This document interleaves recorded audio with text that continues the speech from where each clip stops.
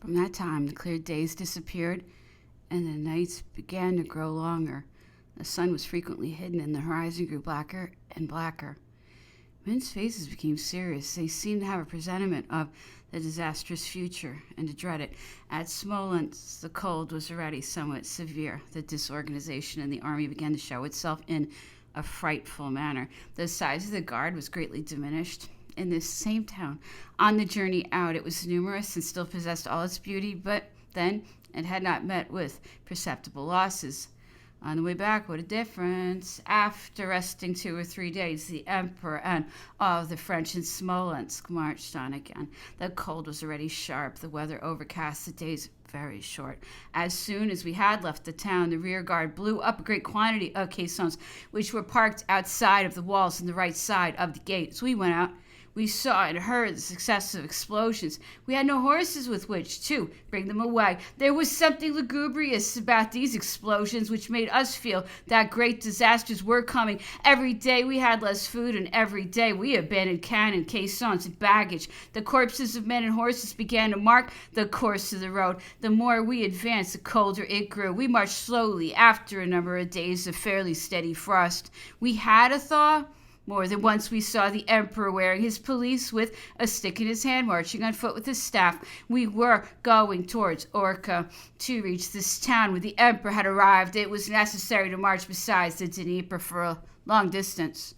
We could see the city on the right, and there was a long circuit to be made before we reached it. I saw soldiers of the line in considerable numbers who thought they would shorten the journey by going across the ice, which did not seem strong in many places. Some of these imprudent men probably perished, in spite of the fact that some of the generals forbade it. The danger there was of drowning. When once the path was marked out, other infantrymen were not afraid to take the risk, following the tracks of those who had preceded them.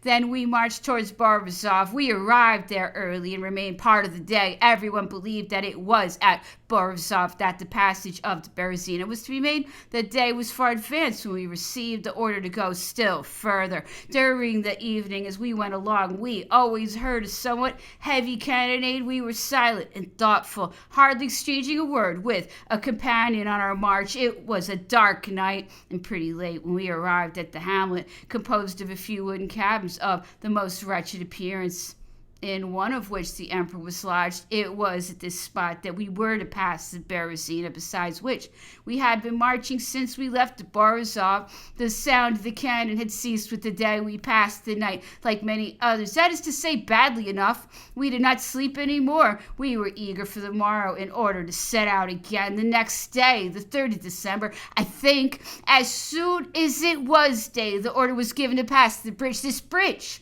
which was on trestles, and the roadway of which was not more than a foot above the water, did not seem to me very strong, especially as it had to resist a great quantity of cakes of ice which the river was bringing down pretty rapidly, while several generals, sword in hand, were holding back the multitude who were pressing forward at the approaches to the bridge. The Grand Equerry Calancourt, who had charge of policing the crossing, set across in an orderly manner successively the transport of the emperor's household and the artillery, directing the drivers to go slowly and at some distance apart in order to not strain the bridge.